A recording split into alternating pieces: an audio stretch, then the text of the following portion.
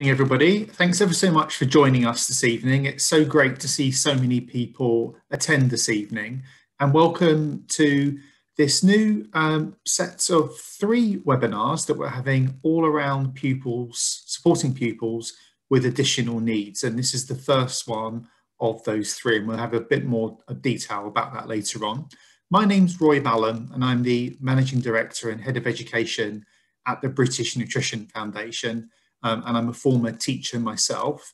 And I'm joined this evening by my colleague, Frances Meek. So I wonder if Frances could just come online and say hello. Hi everybody, thanks Roy. So I'm looking forward to doing this webinar with you and for all the teachers online this afternoon. Thanks, Frances. And Frances is also a former teacher. So this evening we've got half an hour, and what we want to do is really showcase to you our new publication, which is a very long title, as you can see, so I'm going to say it only once, but the characteristics of good practice in teaching food and nutrition education to pupils with additional needs. Our colleague Alex is also with us this evening. I don't know if Alex wants to say hello, but Alex will be monitoring the chat box to answer any questions you might have, or put them to Frances and myself at the end, but also send you any additional links that you might need too. So a little bit of housekeeping first of all. We're actually recording this presentation so that we can put it on our website after this evening. If you haven't seen those before, we've got lots of different webinars available pre-recorded that you can view at any time that you want. Feel free to ask questions in the chat box. Please check that you set it though to all panelists and attendees, and therefore everybody can see what you say. And at the very end, we'll just direct you to a very short online survey, take you less than a minute to do. And when you complete that evaluation, you'll be sent to claim your downloadable certificate, which is great for your professional portfolio and to keep in your records as well. So welcome again to this evening. So today we're going to cover the development of the characteristics guide itself, and we're really delighted it was actually launched today and we sent out a press release about that. We're going to go through the 12 characteristics of good practice. We're also going to be look about how we support pupils to develop skills for independent living and also meaningful employment, and particularly being focused around food and nutrition. We've focused on sort of catering and hospitality industry. We also want to look at some of the resources that we've already got for supporting pupils with additional needs, but also we want to pick your brains a little bit, because this is the start this evening. So this is our first push, and we'd really like and seek your advice and expertise in moving forward.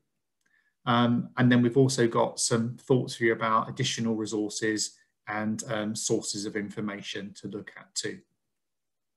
So I'm going to start off this evening, and the first thing is to just say thank you to the Savoy Educational Trust, who have supported us in the development of the characteristics this evening, and also this webinar and the other 2 to come, and more on them a little bit later on.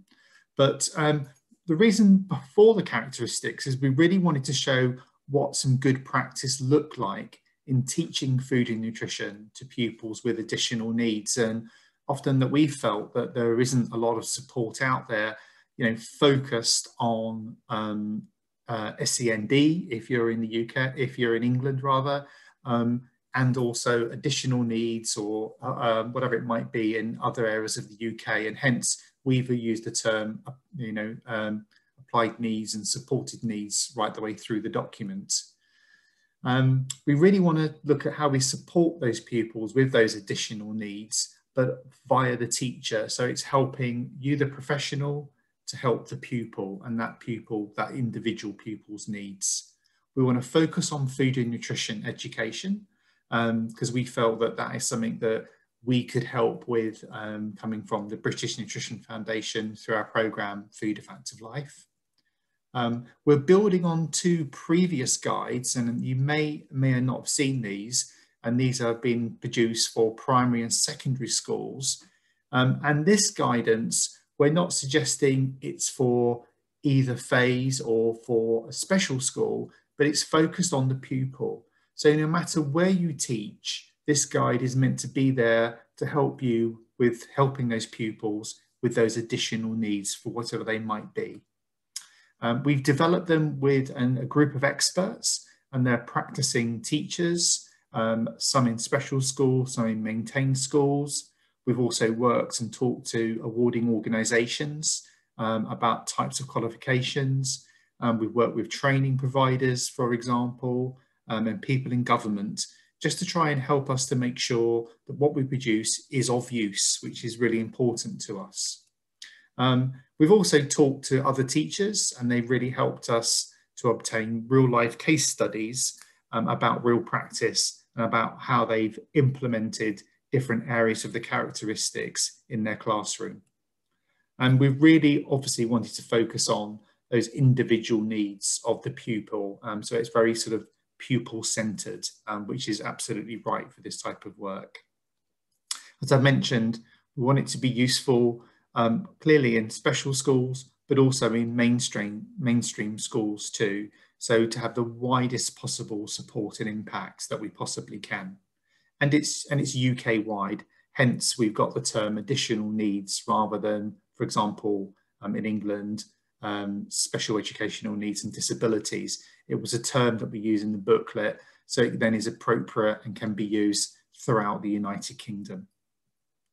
So what really is the aim of the guideline? So really it's defining some key characteristics around food and nutrition education, and you'll see these throughout the guidance, and it's there to support perhaps different people in parts of their career, but also could be quite useful sort of audit tool for somebody as they go through. But it's really trying to highlight those sort of key top tips around it.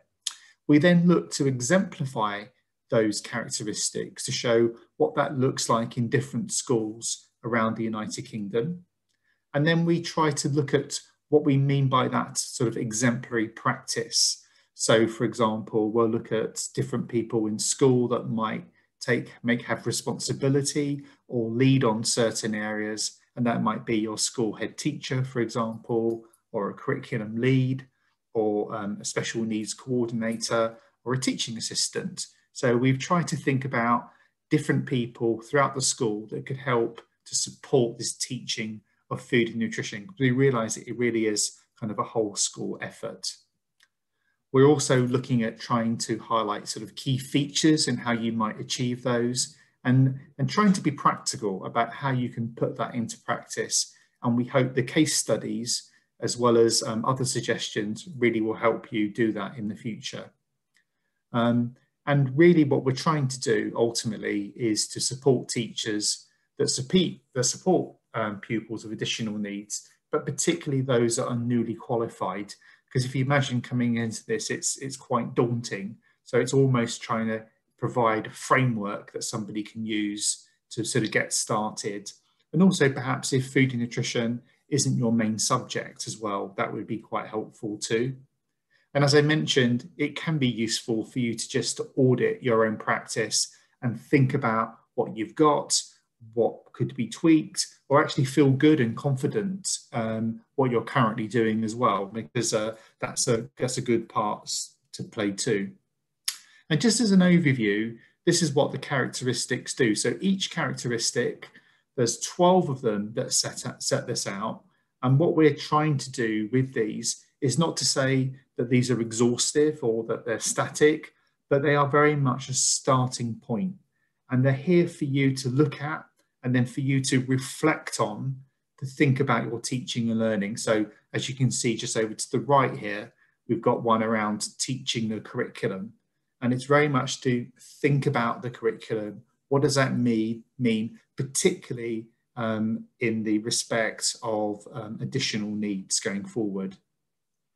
We've also tried to, wherever possible, to think about, okay, so this is an area, let's say teaching nutrition or healthy eating, but what does that mean in the context of supporting pupils with additional needs? So we've tried to draw upon that and think about what that means. And for each of the characteristics, we provided an overview, a case study, what that means in practice, and also what does some exemplary practice look like? So for example, going the extra mile, what that might look like too. So here are the 12 characteristics that we cover in the guidance. So there's the first sort of 4 here, which cover kind of you, the professional. So your incompetence, clearly how food and nutrition relates to that whole school area, but knowing your pupils. And that was a key one, which the expert panel kept on coming back to. And that's different, particularly from the primary and secondary guidance. So very pupil centered, about teaching the curriculum. And then the 2 other aspects that we added were really around what about are those skills for independent living, which we thought was absolutely vital. So those skills for life, but also about skills for work as well. And we thought that was important, not for everybody, but for some of our young people, that will be important to know that there are definitely career opportunities going forward. And then being food and nutrition education, what makes that quite unique sometimes is around that practical lessons as well, that practical experiences. So what does that mean about running food lessons for the pupils in our care as well? So what are the considerations? Then we move on to more sort of theory / practical knowledge too, which might be for the teacher as well as for the pupil, but about developing those practical, that cooking skill. What does that look like? What does that mean for different pupils? Looking about where food comes from. So that might be very simply from shops through to knowing about food chains, for example. Clearly healthy eating comes in here in a manageable way. And then lastly, about making choices for themselves as well. So those are our 12 characteristics. And we hope that the guide can be used in a number of different ways, as I mentioned, from that pupil-centered approach for their own learning journey, for that independent living and that world of work, particularly, as I say, in catering or hospitality, through that good practice with the characteristics. We really hope that you'll think about those characteristics and reflect on them for that further discussion and implementation, and really as well to support that lifelong personal and professional development too, as well as being a tool to support nutrition teaching. And we do believe as well, it's very important to think about this from a whole school approach to pupils' health and well-being too. So I'm going to hand over to my colleague Francis now, who's going to take you through some of the more sort of practical ways that it can be used and how we might want it to be used in the future. Thanks.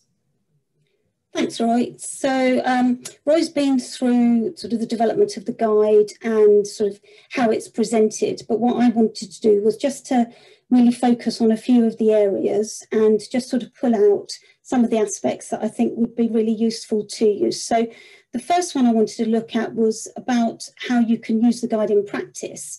So a couple of things that I wanted to draw your attention to. So particularly we've identified who within the school might use this guide, but I was thinking it was quite a useful thing to actually identify the governors or the governing body or equivalent within your school, because ideally there should be somebody on the governing body who is responsible for food provision within the school. So that could be the food that's served, so at lunchtime or break time after school, before school, but also to do with the food curriculum. And this guide would be a really good thing to put in front of that governor to actually show what good practice would be in your school, and also to make sure that food education gets the recognition it actually deserves in the school and also is appropriately funded as well, which I know can sometimes be a little bit difficult.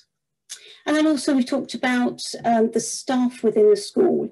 One thing that we have decided to do within the guide, and this was through the consensus of working with the experts, was that rather than perhaps focusing on the term teacher, with working with additional pupils with additional needs, we realised that there are so many other staff members throughout the school who actually have a very close relationship with the pupils and actually work with them maybe on a one-to-one basis or in the classroom.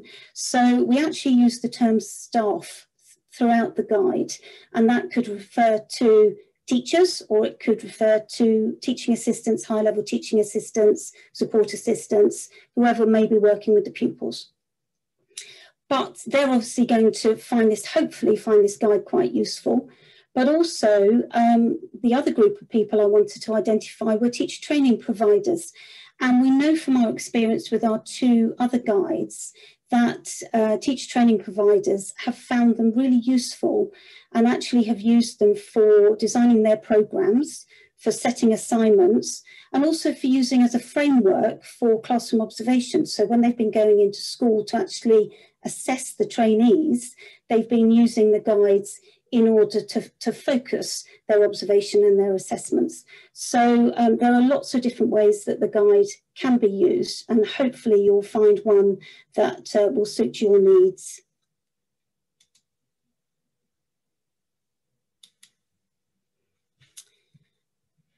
So I wanted to pull out 3 of the characteristics which for me I think are really important and particularly special for this guide. And Roy has mentioned this already about knowing your pupils. And he mentioned that this was something that our expert group mentioned time and time again, and the fact that knowing your pupils is absolutely key in order for their learning journey within school, within particularly food and nutrition education, is successful for them.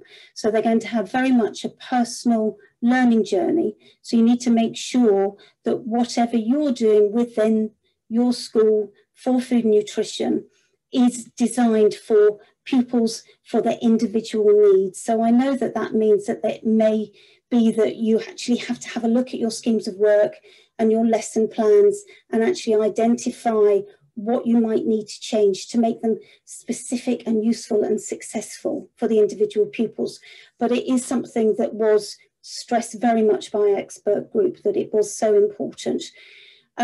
But also it allows for personalisation and adaptation. So you can think about how you might adapt your classroom if need be. So that could be physically, so rise and fall units, sinks and ovens. It could be additional support for a pupil in the class. So it could be one-to-one support, or perhaps having them sit further in nearer to you in the classroom so that they can see and they can hear you.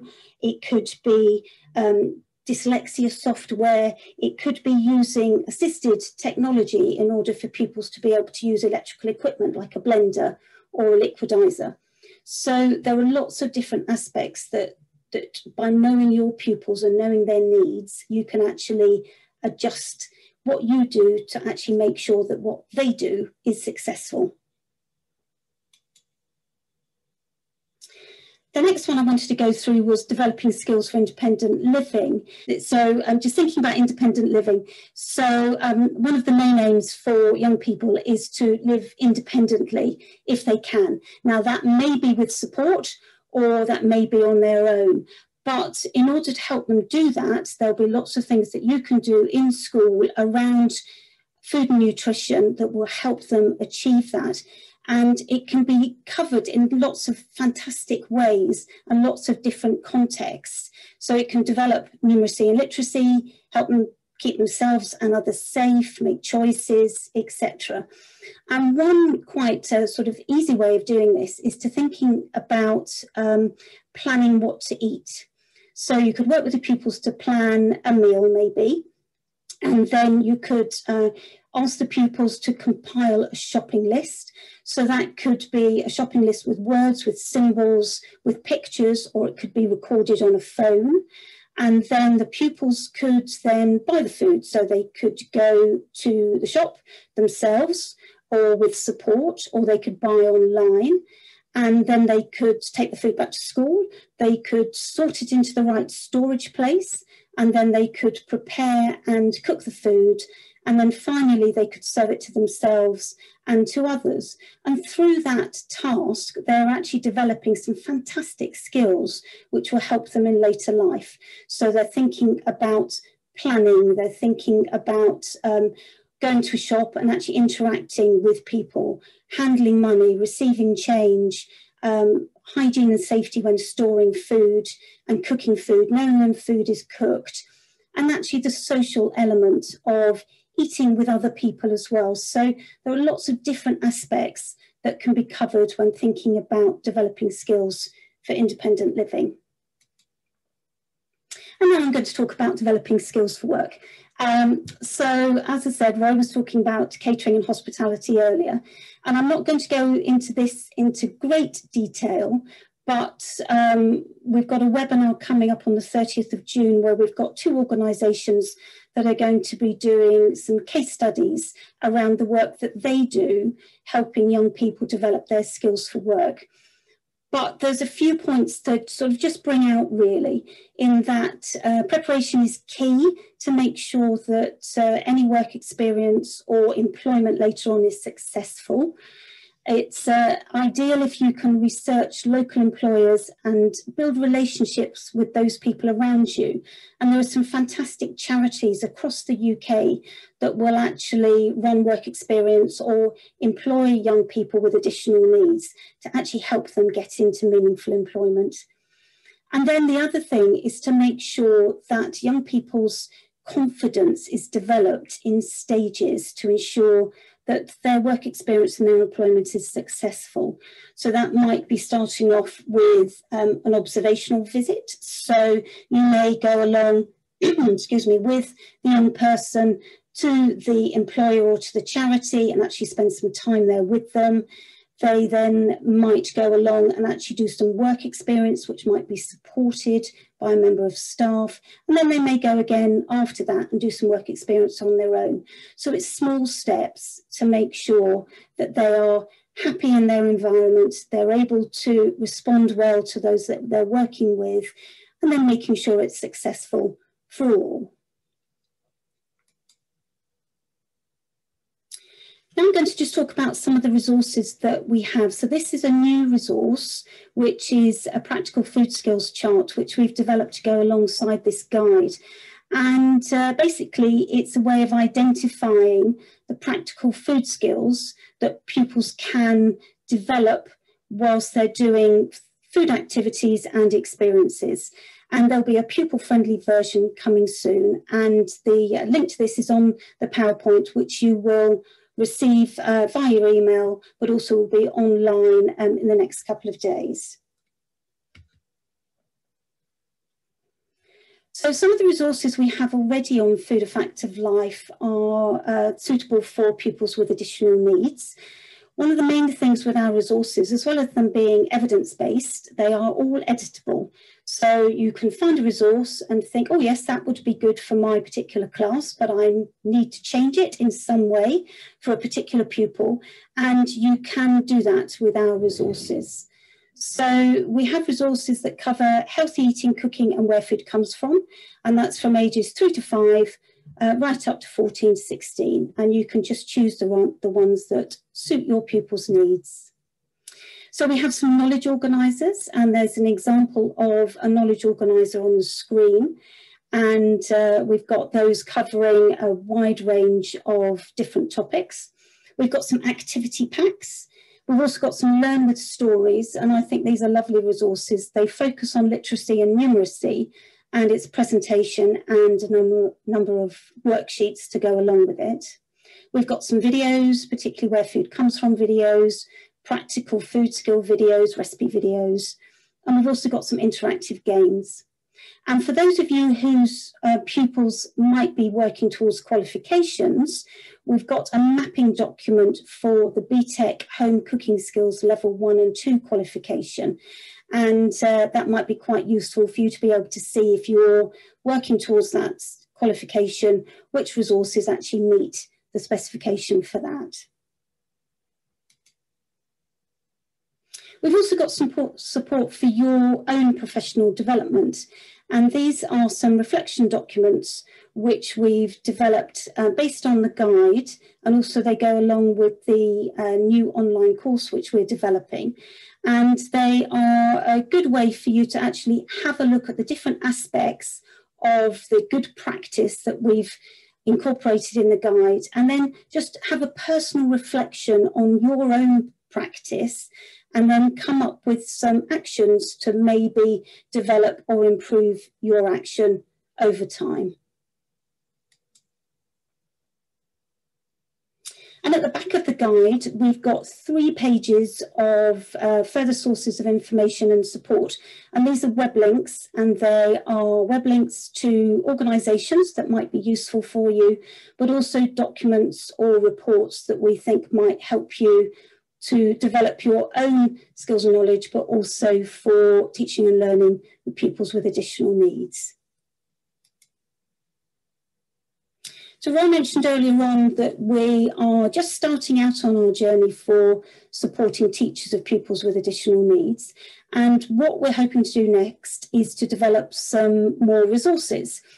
But it would be really useful to know from you what you think would be useful, because we understand that there are such a range of needs and one resource won't be suitable for every single pupil. So it would be really helpful to just get some idea of what you think would be good for us to do. So I've got some examples up on the screen. So thinking about communication skills, so numeracy, literacy, but particularly thinking about a food context.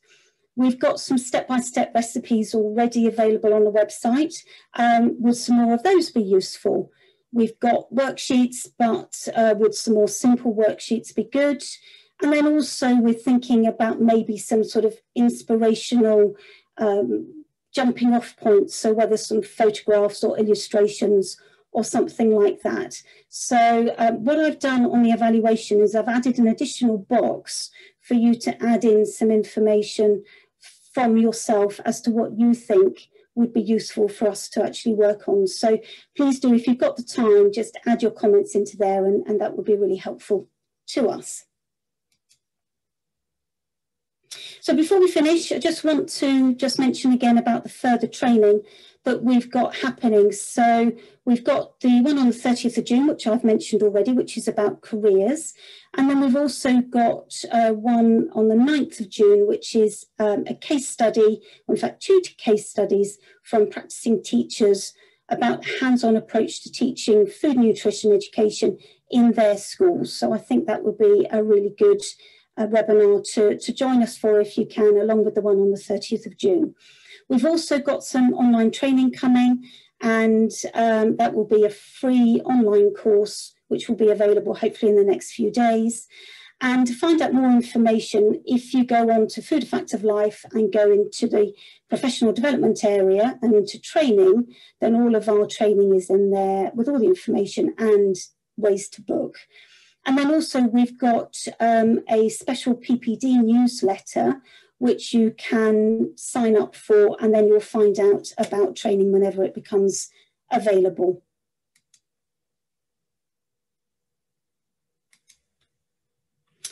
So there we are. So Roy, I'm going to hand back to you now, and then if you can wrap up the webinar, that would be great. And then if we've got any more questions that perhaps have come through that need to be answered, then perhaps we can do that.